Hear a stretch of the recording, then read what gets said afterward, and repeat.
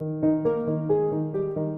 the moment, we are truly convinced and really optimistic to reach high visionary objectives, to be the first OEM in the market with the right partner, with HP.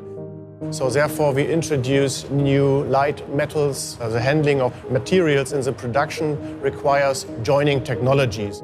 Volkswagen is that interested in 3D metal jet technology is that we can produce parts without manufacturing tools before.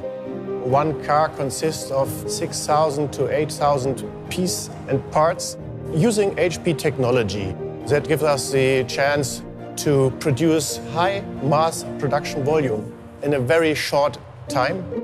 We do not require molds when we have to put together a large number of parts. This technology provides absolutely new design features that other manufacturing processes could never provide. Honestly speaking, I do not see any other manufacturing process to produce metal parts that can come up with this number of advantages. So this is really a visionary approach, going forward, entering into the metal jet technology together with HP to be the leaders in applying metal jet technology in automotive industries.